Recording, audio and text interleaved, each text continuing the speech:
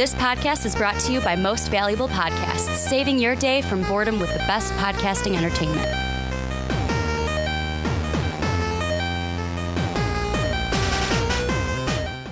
What's up, everybody? Ricky Widmer here, along with fellow man-child Johnny Karlic. And we are back for another edition of the Rick and Johnny podcast right here on Most Valuable Podcast. If you're on YouTube, hello. It is great to see your wonderful faces again. If you're on Blog Talk Radio, iTunes, Stitcher, if you're on Spreaker, if you're listening to us anywhere around the world, thank you guys for checking us out today. But Johnny, usually I say we get a jam-packed show, and we eventually put together a jam-packed show, but it was a little hard this week. Yeah, we got kind of a slow news week. With Thanksgiving going on, a lot of news places, like they're putting stuff out on Thursday and Friday, but it's like one of those things where it's like, hey, let's get everything together before Thursday so that we can set it to post. Set it to post on Thursday and Friday and actually enjoy our Thanksgiving weekend. So we put together a jam-packed show, going to be looking at DC. A lot of the stuff is still kind of the after effects of Justice League. And with the movie, we're going to look at DC, Warner Brothers, and in specifically Zack Synder. Then we're going to go into gaming, a kind of part two to a topic I didn't even think we'd need a part two about. No. Last week, talking about loot boxes, we're going to talk about them again. Should they be banned? Belgium thinks they should. We're going to look into that. And then we're going to end everything up. Jude Law is joining the Captain Mar-Vell movie as Mar-Vell.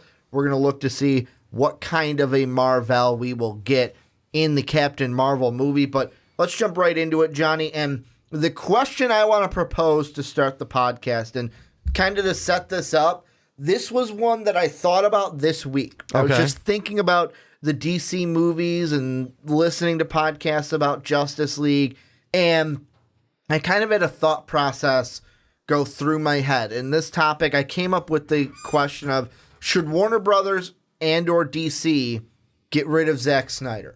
The first thing I thought of, is this question disrespectful to Zack Synder? Because some people are going to think that. Is it disrespectful to Zack? Of course, he's done hard work with the movies that he's done, Man of Steel, BVS, I guess there was hard work done in there. I didn't see it, but some people have. And then with Justice League, that everyone's been talking about the changes that have been made after his 3-hour cut. People want that cut. Warner Brothers isn't going to give it to us, but should we get rid of Zack Synder? Before we throw this over, I want to set this up for you. Okay. Here's what my thought process was. So the beginning of the DCEU started with Man of Steel. Apparently it was supposed to start with Green Lantern, but with how bad that movie did, Warner Brothers was like, no, we'll start it with Man of Steel. We'll start it with Superman. When Man of Steel came out many moons ago, the reviews weren't amazing, but they weren't terrible. Some people hated it. A lot of people, like myself, I was like, it was okay. At that time, I remember sitting there with Dave in the movie theater we were at in our local mall, and I was sitting there just going, I was trying to talk it up because it was the first of the DCEU. Like, it's one of those things where you look at it and you're like, you know what, I'm a fanboy of DC. I wanted to like it so bad. And it's not like I hated it, but I was trying to talk it up better than it was because it was the first one. And I really I really didn't like that there was no post-credit scene, because I'm like, that's what comic book, even way back then, I was like, this is what comic book movies do. Did they not learn anything from Mar-Vell? Then the next movie in the timeline was BVS. BVS tanked. I'm going to just say it right there. Horrible reviews. I didn't like it. I know some people did. I thought it was horrible. Then we had Wonder Woman. Reviews, amazing. Everyone loved Wonder Woman. And then Justice League Now, where I thought it was okay. I thought it was like a B plus movie. I'll say B plus is being a little bit too nice. Give it a solid B for a movie, but there were people that hated it. So the reviews were kind of mixed. Yeah. The thing that I thought in my head, Man of Steel, BVS, and then you have Justice League. What do all three of those movies have in common? Who worked on those movies? Zack Synder. Zack Synder. Who didn't or wasn't directing the Wonder Woman movie. Zack Snyder. So because of just that process alone, I'll ask you, should Warner Brothers and DC think about getting rid of Zack Snyder because maybe his idea of what the DCEU should look like isn't the direction they should want to go? You know what? My thought would be maybe just get him out of Directing? No, not out of directing. I'd say more so.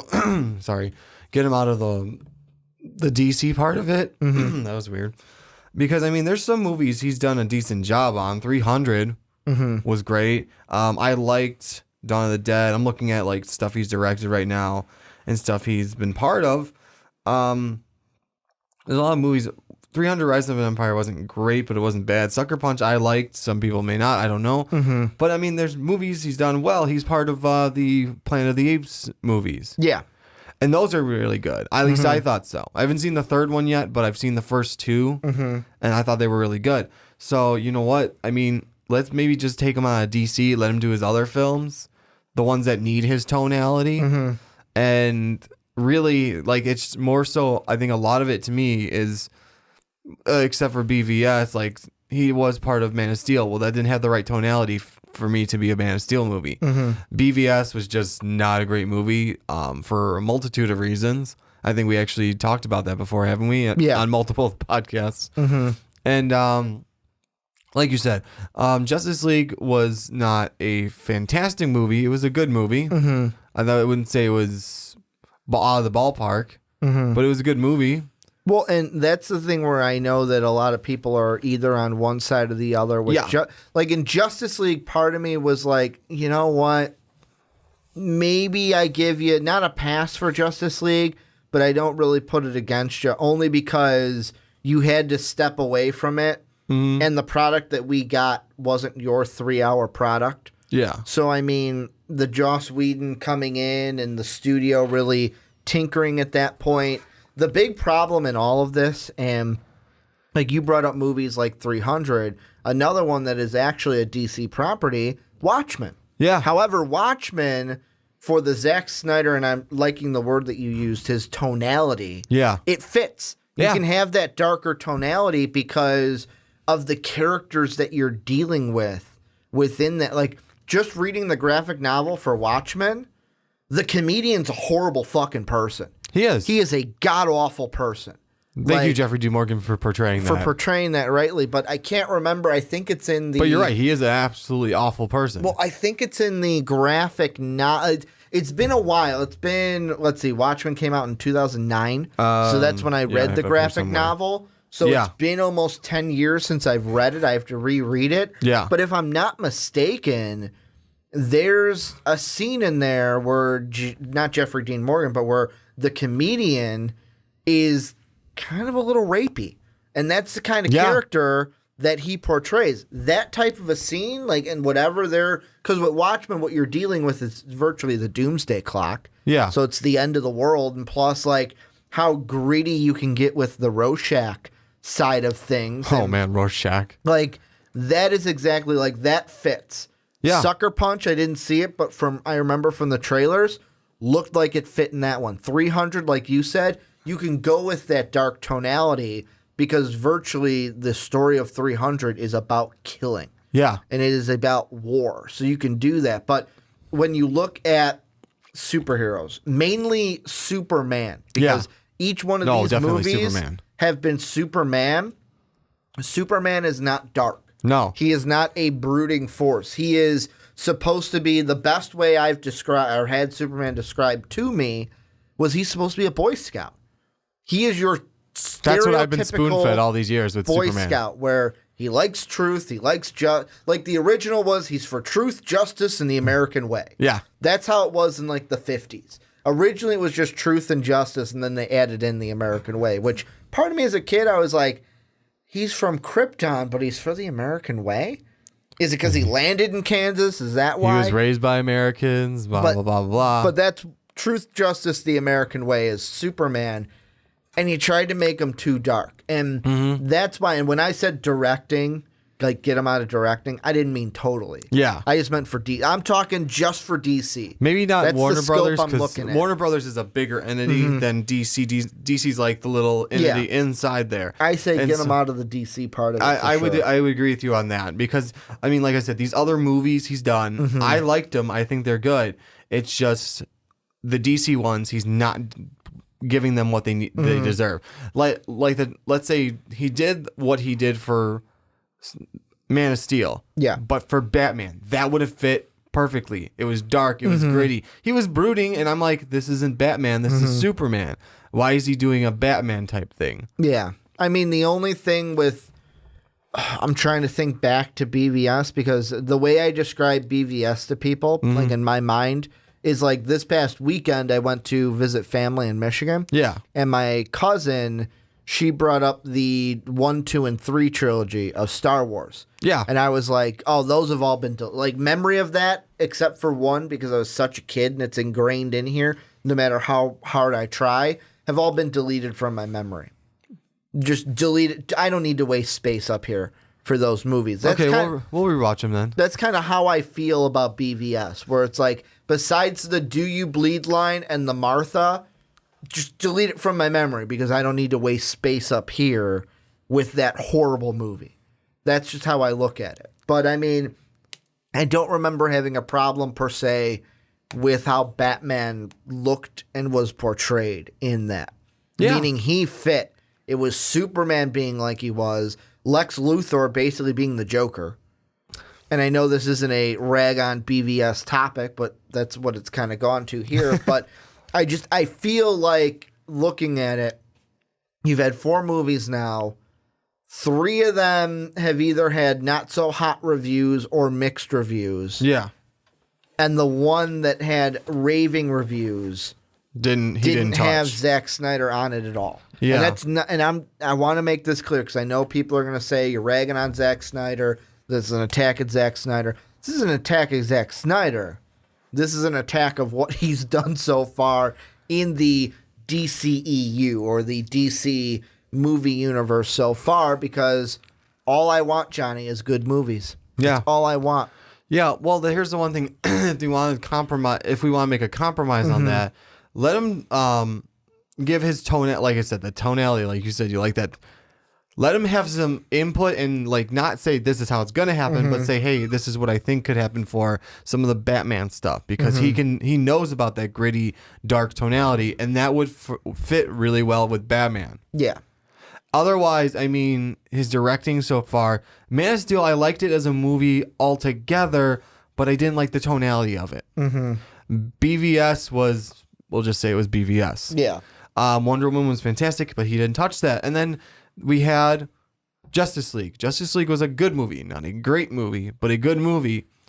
But again, I mean, he had his hand in that, and I'm not sure what was his and what wasn't. So I can't say at this point. But again, it's so far his stuff in the DCEU has not worked out well. And kind of like in any other job, it's like, well, you're not doing a great job. We're going to let you go. You can do your other stuff, just you're not touching DC anymore. Let me ask you this. Yeah. And I've thought about this in my head as well when it came to this. Zack Snyder, when it just comes to DC movies, I think there could be, I don't want to say the word compromise, but it kind of sounds like a compromise. Yeah. Hey, Zach, we're not going to have you direct any more movies, but if you want to be a producer for us, you can. There you go. Because like I look at movies like the Wonder Woman movie. He was didn't direct it, but he was a producer for it. And that's really the only one that he was, like Suicide Squad, he was an executive producer, but that one was god awful too, so I wouldn't use that as a glowing example of being a producer. But I look at Wonder Woman, he was still a producer for that, although it was produced by PGA. And I think that aspect, hey, if you still want to have his input, because then as a producer, you can get his input on selecting the script, on some editing, on some directing, and financing the whole thing as well. However, the great thing, I say the great thing. The good thing about that, though, for fans that are probably like, yeah, I would like to see him further away from DC movies, if he's the producer, let's just say, and I know he's not on here, but let's just say, like, for the sake of argument, that he's working with Matt Reeves on a movie. Mm-hmm. As a producer, he can go to Matt Reeves, hey, you know what, I think that maybe here's my input here, here, and here, and Matt can either go, sure, let's do that, or no, let's not do that. Like, here's a perfect one right now. He's announced that he's going to be the producer for Flashpoint. Mm-hmm. Let's say I would... executive producer. Executive producer, yes. That's the top dog. Yeah. The top honcho. But let's put it this way. Mm-hmm. Let's say we get the... And this is the Flashpoint I know of, the one that's the DC animated series cartoon. Which, let's be completely honest, the animated movie is pretty much exactly what you see in the comic. Okay, see, I haven't read the comic, so that's why I'm going off of that one. I've read the comic and seen, and they're pretty much, there's a little difference, but they're pretty much the same plot story. Wouldn't you love if he were to give a bunch of input on how to do the Thomas Wayne scenes? Yes. With his tonality and stuff? I would absolutely love that. Because he's dark, and this is like a darker version of Batman. Yeah. He is not afraid. Well, spoilers in case you haven't read it or seen it. Yeah, if you haven't read Flashpoint or seen the movie, find it for free online. You can probably do that. Yeah. He's not afraid to kill. Well, it's... actually, that's his... The his reason choice. why is... And this is... I love Thomas Wayne. Yeah. As the Batman, as that version of Batman, because you look at Bruce... Mm-hmm. And when Bruce lost his parents as a kid. Yes. So part of me feels like the no killing thing came from that. Where exactly. It's like when you start out as a kid, you're a little bit more.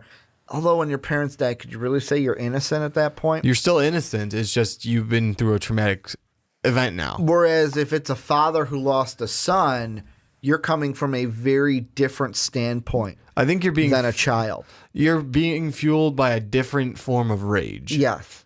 Like his is, you know what? No one deserves to live now. Mm-hmm. Because whereas a child is just like, I want all the bad guys to go away. Yeah. Not die. I just want them to go away in prison. Whereas I think it goes on to Thomas Wayne beats the guy to a pulp, if not to death. Yeah. Yeah. And then his mother turns into the Joker, but that's a different story. There's a scene from the animated series or the animated movie where he's fighting the new version of Harley Quinn. Yeah. And he Yo-Yo, I think it was called. Yeah, Yo-Yo. And he basically pushes her off the ledge. Yeah. And she's falling, and Cyborg catches her. And Cyborg goes, what the hell? You pushed her off the ledge. And Thomas Wayne, Batman, goes, you should have let her hit the ground. Yeah. That is basically where he is. Like, you should have let her hit the ground. Basically, for Thomas Wayne, it's, and if you're a villain, you should be dead. Yeah, because, I mean, in that one, you know how Bruce has, like, the picture of his parents? Yeah. Well, for Thomas Wayne, he has the gun. Yeah. Still has the gun that killed Bruce in, like, a little, like... glass dome. Beauty and the Beast Rose-esque is how I saw it. It's exactly what it is. But, like, getting back to Zack Snyder... Yeah. Like, if you used him as a producer and he helped, like, give a little input on that, that'd be fine. I just think with the whole directing side of it, DC, Jeff Johns, they should look towards distance. And this is my own personal belief. They should look to distance themselves from Zack Snyder because I am just going off of what I've seen. You have 4 movies in this so-called universe right now. One of them did really well. The other 3 not so hot and didn't have as great of reviews as Wonder Woman. And the one that did great didn't have Zack Snyder directing. The other 3 did. Not going to say it's a coincidence, but it's probably a coincidence. That's how I'm looking at it. Yeah, you know what? I'm going to agree with you on that because you know what? Maybe, and like I said, I'm trying to go on the nicer point of that. Distance him from him directing most, if not anything. Again, if they can get I'd be fine with him producing. Yeah. But I mean, to him, he's got a certain tonality he goes with, and I like it for certain things. Yeah. But that's why that's the only thing I really rag on about Superman. He's not dark. He's not dark and brooding. Leave that to Batman. Like, we've even had, even when Man of Steel came out, everyone was like, why is the suit so dark? Yeah. Why is the suit it's blue and red, but why is it so dark? Why isn't it not a little lighter? It was like a really dark blue and a really dark red. Yeah. It's like, okay, I actually kind of liked it in some sense because it's like, okay, at least it's the colors. It was a little dark, but I didn't really care about that. Yeah. But like, because I was more looking at the suit design as opposed to coloration. I'm like, it looks really cool. Yeah. But it's like, this is really dark and brooding. Why are we getting Batman toned Superman? And apparently there was a trilogy that was supposed to be the Zack Snyder not officially, but it was basically Zack Snyder's trilogy. Yeah. Man of Steel, BVS was supposed to end with Justice League. I say those 3 movies are done. End it. Let it be. Let it go away.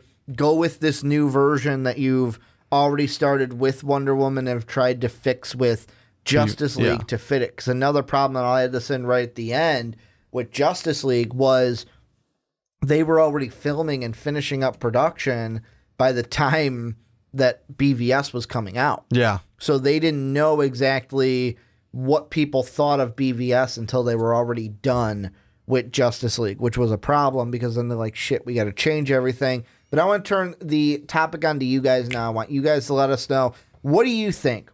Should DC, Warner Brothers kind of push Zack Snyder away from directing? Would you like to see him direct another DC film? And what do you think about anything we talked about in this segment? Let us know what you guys think down below in the comment section. But Johnny, let's move on into our next topic. And this was one, I'll be completely honest. We talked about it last week.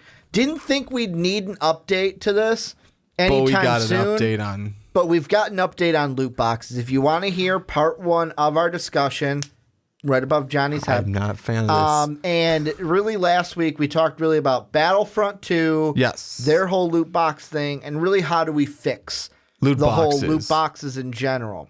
Well, apparently the Belgium Gaming Commission has ruled that loot boxes are gambling. The country's Minister of Justice, not even going to try butchering his name, but their Minister of Justice has said that he wants to see them banned Europe-wide. And this is coming from reports from PC Gamer. Johnny, I want to ask you, should loot boxes be banned in video games? That's basically where we're going to go, because Minister of Justice in Belgium wants to see them banned European-wide. Should we get rid of loot boxes in games? Well, I mean, if we're going to do that, how do you earn stuff? Through challenges? Through challenges. Okay. So you have to do all these challenges, and that's the part for the game, the people making the games now. They have to make up all these different challenges for you to earn stuff. I get it in Overwatch. There are certain challenges you have to do to earn certain things. But part of that is I'm trying to think of my wording for that. That's a lot of challenges to make for all the things. I'm going to use Overwatch as the biggest example because that's the one we get a lot of stuff in loot boxes. They were pretty, in this modern era, they're the ones to, so they're not the first, but in this modern era, they kind of solidified the loot box ideal. For right now, they have. Yeah. Which is why I'm going to use that as an example. With all the things you can earn loot boxes, there's probably over, between 60 to 80 things per character? Yeah. There's a trophy that you get just for getting 50 items for one character. Exactly. So, I mean, that is a lot of stuff for you to make challenges for. Yeah. And I get it. Okay, you make one specific challenge and put it per character. Yeah, but that's still a lot of different challenges. That's 80-something challenges per character. And I'll be honest, I threw 60 to 80 I threw that out just as you could do this. Is it plausible? In some cases, no. But also think about this. Even if it is plausible for your game, do you really want to make nonsense challenges for people to where it's great, some people are going to get this, some people won't. Might be too hard for some, might be too easy for others. And really on some of the lower items, really, you're making me do this just to get it? Sprays. You're making me do it? Most sprays only cost 25 coin in the game. Yeah. Why would I have to have a challenge just to get a spray? Well, and the big thing, the only reason I feel like we're having this discussion is because when it comes to loot boxes, the big thing is game like Overwatch, let's be honest, put them in there because maybe they wanted to give us skins. But let's be completely honest. Games put this in because they're like, hey, if we put it in, we can make some extra money. Yeah. It's a way to make extra money past that $60 I give you. In a game like Overwatch, we'll use that as the example since that's what you were using. Mm-hmm. The way that Blizzard is doing it, hey, I buy the game, then you never have to pay for anything. Exactly. So loot boxes is a way for them to get some extra income more so than just that $60 because now at this point, the game's been out for a year and a half now. I think it'll be 2 years in May and March or May. And really, it's like, how do we keep funding this thing? Yeah. Really, I don't think it's just through loot boxes, but loot boxes gives you an extra set of income when it comes to your game. However, the thing that is kind of muddied is it gambling? That's another thing because like Belgium, they have ruled it as gambling. However, if you read down the article, and I'll put it in the description down below that we're looking at, this past October, the ESRB, which is the rating board in the United States, the Entertainment Software Rating Board, they rejected the call to have them as gambling. And their whole thing that they told Kotaku was that is not their call to have it listed as gambling. That is another like board's call to say it's gambling. However, if you're going to say it's gambling, then it depends on is it real gambling or if it's simulated gambling. And if it's the former, that automatically makes the game an adult-only game. Yeah. So if it's listed as real gambling, here's the problem that causes for video games. Your game is then listed as adult only because it has loot boxes, and then many retailers don't carry or refuse to sell adult only games. Could you imagine if Overwatch was an adult only game? It would kill Overwatch. Overwatch would have never got off the board. I mean, Blizzard's a big enough name to where some people would try it, but I don't think it'd be as big as it is if it was listed as an adult-only game. Yeah, and to be honest, and I don't know their parameters for considering it gambling. It's very loose form of gambling because no matter what, you don't have to put money in it to win something. Yeah. Other than the $60 to buy the game itself, you can't. The difference to me is between gambling and Overwatch getting loot boxes is you can put money in and get more loot boxes and get a randomized idea of what you might get, or you can just earn them and get a randomized thing of what you might get. But then with gambling, to me, no matter what, you're putting money into it to get something. So I mean, you don't for my example for me for Overwatch, I've only put the $60 in to get the game. Yeah, I've not put in a single dime to get loot boxes. I'll be honest, I do 150 loot box bundle only for a new event. But that's only because I want the skins from that new event. Yeah. So I will spend the money because I have a paycheck. Exactly. I'll go and spend that one off it just for the event, and then I'm good. Yeah, I don't make enough of a paycheck to do that. So I mean, that's why it's like, you know what? I'm just gonna earn all of my loot boxes. So I've earned about 82 of them so far. And you can be on either side of this table. Exactly. You can be on either side of the table with it. But either way, would you really, and you're the one that puts money into it, would you really consider it gambling? Because you don't have to put the money into it. I mean, no. In my mind, I don't go, like, if I were to say, I'm trying to think how I want to process this analogy. Okay. It's not like I'm going to the casino and putting money into a slot and that brings me to the next point I was going to bring up from the article. Yeah. Is when you look at the Pan-European Gambling Information's rating, or PEGI, they took a weaker stance than the rating board on is this gambling or not, because they basically said that the national gaming, that it's not constituted as gambling or not, that's for someone else, but really, is it gambling because you're not losing? Like it's true. You're getting something no matter what. You're getting something no matter what. And that's the reason why they haven't really said if it's gambling or not because, like, in the U.S., they're like, hey, you know what? You're getting something. If it was gambling, like, I'm going to use that slots analogy. I go to the slots, I pull the lever. You're not guaranteed to get something. There's a chance I've just lost my money. Exactly. And I'm not getting anything back. Whereas, really, when you look at a loot box, you could, like, if someone said, is this gambling? I would go, okay, I'll give it to you. Maybe it's a form of gambling. Yeah. However, it's more of like a grab bag, if anything. It's a mystery. A loot box is a mystery bag. Basically, when you go, like, for example, I went to a Cub game. Yeah. And they had baseballs signed by players.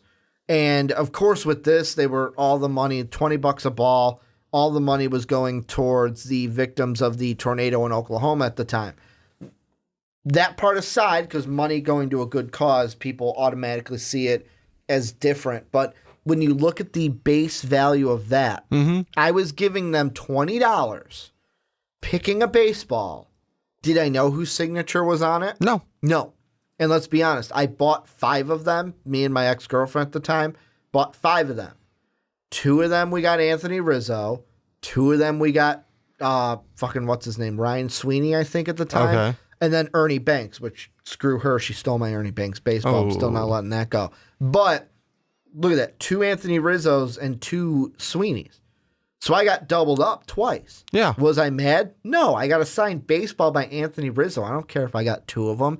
And I mean, in games, that's different. If I get 2 of the same skin, I'm thinking, fuck, I got a duplicate. But at least, like, with Overwatch, for example, they give you the coin to compensate. But I just don't see it as actual gambling because you are getting something from it. I see it as the mystery grab bag. The interesting point to this argument that I don't know if I agree completely, but it's interesting, is Democratic Representative from Hawaii, Chris Lee. Yeah. He is taking the stance that he is calling loot boxes, and I quote, predatory behavior from video game production or publishers. And the thing that I know that I'm going to let you speak on a little bit, your thoughts, but I know you, before we said this, was like, that is just a load of horseshit. How is it predatory? The thing I can see with this, and the only reason you can use the word predatory, you and I coming at this at a different scope than we would have 10 years ago. That's very true. 10 years ago, we were 17, in basically minors in high school, and even younger than that, when we were 12, 13, 14. Microtransactions. Once the internet became a thing in games, microtransactions followed shortly after. Because games were like, oh shit, they can link credit cards to this, and we can make more money off of it. Yeah. That's the only way I could see it being predatory, is if you're going for the scope of this is unregulated and a kid can link his parents' credit card to this and just, boom, it's getting them into this habit of gambling early on, that's why I use air quotes, because really I don't see it giving them it doesn't get them in the habit of gambling. It could get them into the habit of frivolously spending money because it's really not their money. Yeah, that's the thing. And then, you know what? To me, that comes onto the parents at that point. Exactly. Because it's like... every situation's different, but I usually side with that too. Because you know what? I mean, watch your kids, watch their gameplay. My parents, honestly, at one point in my life, they actually said, okay, you only play games for this long a day. I'm like, I have to go along with it. God, I am so glad I didn't have that. Yeah, well, I'll be completely honest, Johnny. I am so glad. My parents were always on the other side of, you know what, just get your shit done, and then I don't care how long you play.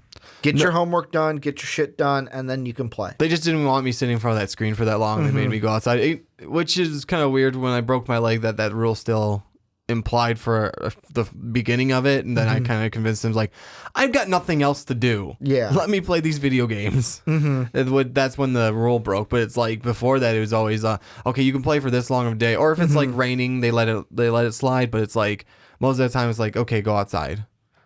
They wanted you to like go outside, maybe read a book. Reading a book is cool. Book? Reading a book is cool. With the book. No, they wanted me to play outside. But anyways, back to the topic at hand. Yeah. No, it's up to the parents. You're supposed to monitor what your kids, and you're supposed to monitor your bank account. Yeah, and I mean, I'm going to be completely transparent here. Yeah. When I was a kid, this was in high school, there was, in the NHL game, you could buy the packs for cards in their Ultimate Team. And I remember asking my mom first, hey, can I use your credit card to buy X amount of packs for like X amount of dollars? She's like, fine, just this once. So had the credit card linked to the account, bought it, but then like maybe a month goes by and I'm sitting there and I'm playing. I'm like, oh, one pack. I want to try to get some extra cards. And like, I'm like, man, I wish I had enough in-game currency to do it. But then I thought, my mom's credit card is still linked. I'm like, oh, it's only $1 for one pack. And I'll be completely honest, at that point in my life, I was like, are my parents really going to notice $1? Probably not. Click that button. Mom never knew.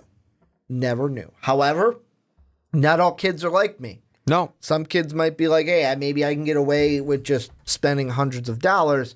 That's where mom and dad look at the credit card statement. They're maxed out on credit cards, and they go, why are we maxed out? What the fuck did you do? That's the only part I could say where, okay, I'll give you the predatory comment because we got to understand, it's not just us as adults playing. Like, we are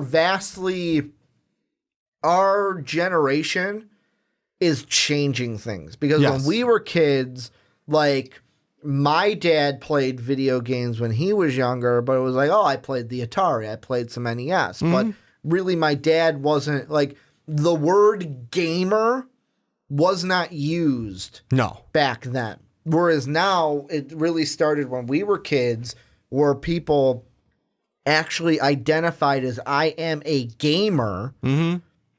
And now we are growing up to adults. But what's the younger generation do? They're following our footsteps. Yeah.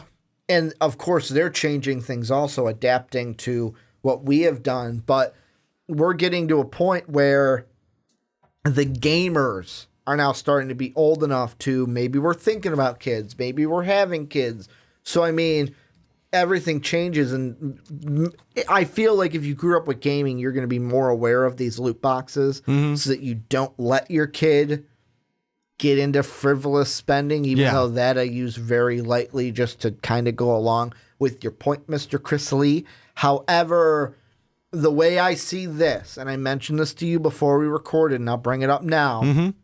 This is we have gone through something like this in the past. Yes, we have. Vastly different, but same core. This is the modern day version of violence in video games. Yeah. Back in the day, back when we were kids, oh my God, GTA, they're killing people and stealing cars. We're going to have murderers and crooks running amok. Did we get a ton of murderers and crooks? No. Because of that game? No. It was just a video game that we played. This is the modern version of that. This is the new age. We've dealt with violence in video games. We can't change it. Gotta find something else to pick on with it, right? We're going to attack loot boxes now because loot boxes are the common enemy. They're gambling. They're the common enemy. They're teaching our kids to gamble. Basically. But that's how I see it. This is the new age violence against video games. I got a perfect counter argument with this then. You know what? Haunted Trails. Okay. I would is an example of childhood gambling. Okay. Because I would go in there. Even now I do that. If I end up going in there. Or even like Chuck E. Cheese. Chuck E. Cheese, Haunted Trails, and even now anywhere with an arcade. Dave and Buster's for adults now. Yeah. Or Hollywood Park. Yeah. Anywhere with arcade games that give out tickets. Yes. But there's a chance on a lot of those games you don't get tickets back. Or you get like one ticket. You get one ticket. Yeah, you're getting something, but is it really something? You can't buy anything for one ticket. Especially the things you want are like 1,500 tickets. Exactly. But that's the thing is I'd go in there. My parents would give me an allotted amount of coins because they like buy the food and they give my sister and I split it and then we spend it. Well, hey, I have an extra $10. Let me go to the machine and get some more. I have another extra $10 and I keep like put my money in until, hey, we're going now. Or you get to the part where it's like $30. Hey, Johnny, let's play this game. No, can't play that game. Doesn't give tickets. Yeah, no, I was actually learning what games I could win a lot of tickets at, or what games I was good at winning a lot of tickets at. It's like, and I just hit those machines. You know, it's the perfect. But it's gambling. You know, it's the perfect arcade game, which is just modified gambling. The dome one, where the light just goes around in a circle. Oh, that one. And you've got to basically, bam, hit it. My friend John, growing up, which is funny that his name is John, your name was John. Not you, though. Yeah, I know. He was really good at it. Could hit it like 5 times. If he did it 5 times, 3 of them would have been right on the button. Wow. That's how good he was with it. And the 2 that were off would have been like 1 to the side. So he would just sit there and boom, boom, and just rack up ticket after ticket after ticket after ticket. There's 2 that I got really good at Haunted Trails. There was one, had the little ski slope, and you put the coin in. Yeah. And there's this little spinning dial, but it's the really thin one is the 100 or some the jackpot. 1,000, the jackpot. If I wasn't on that, you were on the next. I was the one next over, Yeah. or I was on one of the one. I sometimes I'd throw it down and I'd get one of the higher end ones. Yeah. And I was making a lot of coin or a lot of ticket on that. The other one is almost set up basically set up like a slot machine in a sense. Okay. You put the coin in there, it goes down, and there's these arms that push everything forward. Yes. And you had to just hit it, because if you didn't time it right, because then they push the tokens over. they push the rest of the tokens forward. But if you didn't time it right, it just sat on top of the rest of the tokens. Yeah. It's just like the spinning. You hit it and it stops in the right spot. Those would be more gambling towards loot boxes. Loot boxes, I'm not going to. The only reason why is you don't have to spend money on loot boxes too. Exactly. You don't have to. They give you something, even though the items might be useless or unwanted. You still are getting something, even if you paid money for it. Now, the argument is, did I get what I paid for? No. That's the point of loot boxes and why I say they are mystery grab bags. Yeah. They're the modern day mystery grab bags in gaming. That's what they are. Exactly. Do you have any final thoughts on loot boxes? No, I Gambling? completely agree. It's less of, like you said, it's less of gambling and more of a grab bag because you're getting something no matter what. Well, this is where I want you guys to come in. Let us know what you guys think down below in the comment section. What do you think about loot boxes? Are they gambling? Are they predatory behavior? Do you agree with Democratic Representative Chris Lee from Hawaii? Let us know what you guys think in the comments down below. But Johnny, let's move on into our last topic, and we're taking a look. It's a little trifecta here. We're looking at Mar-Vell. We're looking at Captain Mar-Vell. We're looking at Mar-Vell, which is kind of like Mar-Vell. He was a Captain Mar-Vell, so I'm going to still do it. We're looking at the trifecta. He's going to do it the whole time, right? Looking triangle thing. Yeah, if I did this the whole time, that'd be a workout. It would. That'd be a workout. It's kind of like when you do these. Yeah. That's what it's kind of back like. in gym but class I would be in doing grade this school the whole time. Yes. I'd Well, be you got to doing switch that. arms eventually. Oh no, I do it one arm the whole time. One arm. Oh man. Get this one like really big and buff, and this one all little wimpy and So scrawny. like a crab. But what we're looking at is Jude Law Yeah. is signed on to be in the Captain Mar-Vell movie along with Brie Larson. He's going to play Mar-Vell, who was the original Captain Mar-Vell. Johnny, I'm just going to dish it right over to you. You're our Marvel dude here on the podcast. I'm the DC dude. You're the Marvel dude. And the dude abides. Yeah, the dude does abide. We're going to look at this, though. What kind of Mar-Vell do you think we'll see in Captain Mar-Vell? You know what? I'm kind of hoping we do get some... So confusing with the Mar-Vells and the Marvel. Yeah. Why can't it all be a Universal, man? Right. I mean, that's the one thing I'm like... Not like the Hulk, though. Just like Universal is the normal term, not like Universal Pictures. Yeah, that's the one thing I'm just like a little confused about when the movie first came out, and now I can see maybe where it's kind of working into it. When it said Captain Mar-Vell, but it's gonna be Brie Larson as Captain Mar-Vell, like, wait, Captain Mar-Vell is the dude that's a Kree alien, and she gets superpowers from a Kree experimentation explosion thingy. I don't know I forgot how they describe it exactly. Anyway, she gets superpowers from that. The bottom line is traumatic event happens, somebody gets powers. Yes, That's exactly. how it works in comics. Yeah, and well, what happens is... Oh no, my eyes, now I'm Daredevil. Yeah, well, what it was supposed to be is like she was Miss Marvel, and then he's Captain Marvel, but I guess what's going on is she's kind of taking up the mantle, it seems like. So what I'm wondering if we're going to get is almost like a Mr. Miyagi thing, whereas he's going to teach her how to use her powers, maybe. Are we going to get a Captain Marvel wax on, wax off? I mean, if you guys if they are seeing this, either you, Brie Larson, Mar-Vell, please use it. That'd be hilarious. Wax on? Wax off. Wax on. That you did double wax on. Yeah, but you said wax off, so I completed your thing. Oh, okay. Well, anyways, I would hope we actually get to see some of his superpowers, even if it's like a flashback or something. I would like to see his superpowers. I would like to see him be Captain Marvel in some form. The thing I'm most interested in this is because it's set in the 90s. Yes. We're going to see Nick Fury with two eyes, not just an eye patch and one eye. Well, I mean, we saw two eyes in Winter Soldier. Just one of them had a huge gash across it. No, I mean, like, actually. Oh, actual two eyes.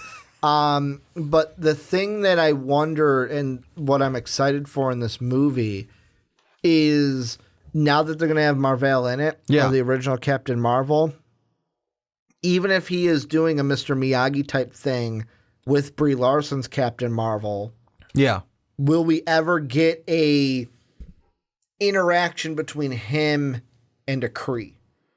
Because originally Mar-Vell is a Kree. I think he's a pink Kree. Yeah, that's what he's a pink Kree. He looks like him look like a Caucasian male. Yeah, is how I've heard it described to me.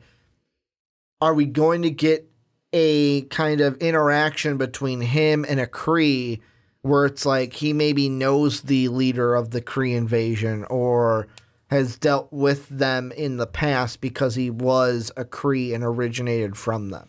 You know what? I think they're going to have to, because this is probably also going to be an origin story of how she gets her powers, which means he's going to probably, my guess is he's going to probably be part of it, because, I mean, he's the Kree on Earth and she's the human. They're working together.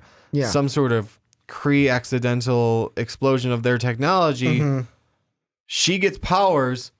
Well, she looks at him. Well, how the hell did you survive? I got powers.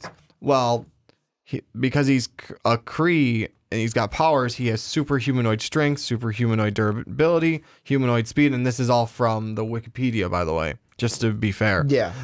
Super humanoid agility and super humanoid reflexes. The durability is going to help him survive. Yeah. He's not going to die from that. So it's going to then like, oh, well, to be honest, I'm such and such. This is what's happening. And the reason I was doing this, maybe he was doing it to try and divert the invasion or blah, blah, blah. Well, whatever. That's what I think is going to happen, though, is it's going to be her origin story. He's going to be revealed as this maybe Mr. Miyagi type thing. And I like going with that reference because it's... Do you think we'll ever see... Here's what I'm going to wonder also. Yes. Are we going to see flashbacks to him as Captain Marvel? That'd be awesome. That's what I'm hoping we see. That's why I'm saying I hope we see his superpowers. Because whether it's during the time and that's what's happening. Because and you can answer this better than I can because you're more the Marvel guy. Okay. Isn't Captain Marvel supposed to be like protector of the universe type thing? We're flying around from galaxy to galaxy kind of protecting people that need their help, whoever it is, if it was Mar-Vell. I don't 100% remember that part of it because I just remember the one where he's a kind of a Kree scientist on Earth studying humans and kind of like become like the Jane Goodall thing, and then kind of connects with them a little too much, and it's like, no, I don't want this to happen to humans, which is why he becomes kind of a protector of Earth type thing. They could go with a different route with it, and obviously they changed things for the Hollywood aspect of it anyways. Yeah. But, I mean, that's the one I know of. There's probably other ones out there. I haven't read a lot of comic books with Captain Marvel. Because we do know... I don't know a ton of the backstory. I say this like we do know for sure. We have an idea, I should say. Yes. Of the greater scheme with like how this is going to be a origin movie, because how it works is Avengers Infinity War... Thanos comes and just beats the living crap out of the Avengers. And then in Avengers 4, Here she comes to save the day. Captain Marvel comes in, and she's supposed to be like the trump card that goes against Thanos to level the playing field for the Avengers. Well, I mean, because if you can't have the Avengers, the Guardians of the Galaxy, and Doctor Strange defeat Thanos, you're kind of screwed. And the Hulk and Thor. Well, that's why I said the Avengers. Yeah, well, I'm just naming them all. Oh, okay. You want to name them all? Yeah. Well, okay. We'll every single person that's going to be in this movie. Black Panther. As credits just roll up the screen. Black Panther, Hulk, Thor. Are we naming them? No. Apparently, Hela's going to be in the Infinity War thing. Is she? Mm-hmm. That's what I saw on Screen Rant. No, I missed that. I saw that her and somebody else were added to it. Interesting. And apparently there's something with like the cast list for Avengers 4 apparently has ruined. I didn't read this one. I just saw it. Apparently ruined a spoiler for Scarlet Witch and Vision's relationship. Oh. Didn't read that article because I look at those articles and I go, no, I don't want to be spoiled. Nope. I don't want to be spoiled on on anything, even if it's a casting thing. But I mean, it's going to be interesting to see how Mar-Vell fits into this whole kind of the whole scheme of story everything. Because I think I would go along with you, maybe like a Mr. Miyagi teacher thing. Yeah. But I would love to see if they did flashbacks to him, like as Captain Marvel, like maybe it's something to where he's teaching her about the Kree. Yeah. And it's something where, long ago before I came here, I used to have battles with the Kree to where basically he was helping fight back Kree invasions from different planets. Yeah, or something like that along the lines. Because virtually the Kree are just coming to infest the... Kind of, and I'm asking you this because you're the Marvel guy. Okay. It's kind of like a dark side thing, except they don't want to destroy the planet. They just want to make the planet their own. They want to come to Earth and make it their own. It's not like in the way the Skrull do it. I don't know if you know anything about them, where they kind of infiltrate and take over. Skrull and Kree are related, right? No, they're actually, I think they're enemies if I remember correctly. Anyways, the Skrull are more of the type they transform themselves. They start looking like people. They infiltrate and they take over that way and make the planet theirs. Yeah. Whereas the Kree are just we're taking the planet. It's going to be part of our empire. Mm-hmm. And I think they actually will destroy anything that gets in their way. Because they have, and this is from some aspects, not all of them, they have a supreme intelligence. That makes more sense because and we're saying Kree because Mar-Vell is a Kree. Yes, he is. But isn't the main villain of the movie the Skrull? It's the Skrull invasion, not the Kree invasion. So that would make sense. Why did you say Kree invasion then? Well, I said Kree invasion. Oh, okay. I mixed the two. In my head. That's my bad too because I didn't catch that. But it's a Skrull. She's got Kree powers, or she got powers because of a Kree incident. But it's a Skrull invasion, which makes more sense. But still, still invasion thing. Still, the two of them, him teaching her how to use her powers, and maybe him saying, you know what, I've had to fight off the Skrull for so long on this planet, or blah blah blah. I fight off the Skrull. Or just in general. In general, yeah. The one thing I'm also looking at is one of they don't have on IMDb who he's going to play, but I also forgot weeks ago, they already know who's the actor is going to. Did you hear about the actor that's going to play the main Skrull villain in the movie? Do you remember Ben Mendelsohn? I don't. He was in Batman Begins a long time ago, but he was in Rogue One. Okay. He was one of the lieutenants. He was Orson in Rogue One. Yeah. He's going to be the one of the main Skrull. That'll be interesting. In the movie. He's going to eyed to play that main person. But any final thoughts? Because I feel like we're kind of at the end of this one. Any final thoughts with Jude Law, Mar-Vell in the Captain Marvel movie? No, I'm just excited that we're getting Captain Marvel in some form or another, but I do really hope we get to see at least some of his powers. Okay. Maybe not the full extent, but something. Yeah, I would really like going back. Give me a flashback of him as Captain Marvel because I want to see that. I want to learn a lot about Captain Marvel through this movie. Yes. Or the two of them working together and him having to become Captain Marvel once again. And team up as like a duo Captain Marvel kind of. Question is, do you do that? Do you kill him off? Maybe. Do you kill him off and then she's the lone Captain Marvel at the She end? takes up the mantle of becoming Captain Marvel. That would be interesting.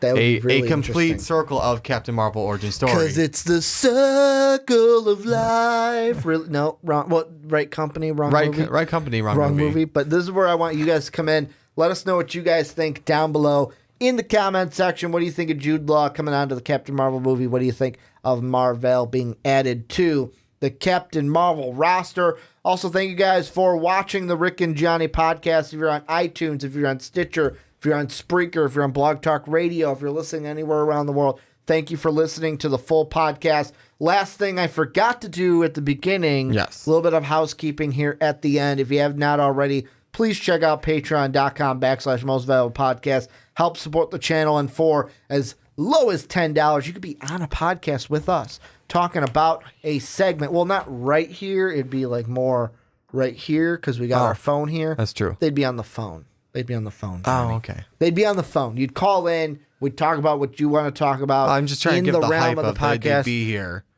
We put a chair up with like a little like. I will. If they send us a picture, we'll print out their face and I'll hold it right here for them. You know what we should do if they're on a Rick and Johnny podcast? We put Iron Man there, and if they want us to send us like a picture of their face, we put the face on. We're Iron more Man. than happy to do that. If you guys will send us your face, give us the $10. We will have your voice come from the phone, but I will put your face on Iron Man right next to me. And you could be on the podcast right there, even when Johnny and I are talking. Yes. Second thing of housekeeping, wanted to say house cleaning again, is please go to iTunes, give us that 5-star rating that we so ask for every week. We'd be very appreciative of that. Johnny's going to hold up the 5-star Dragon Ball. Really would help us if you went on to iTunes, give us a good rating, give us that 5-star rating. Want to thank you guys for the watching on iTunes, on Stitcher, on Spreaker, Blog Talk Radio, or on YouTube. But as always, have a good day, everybody.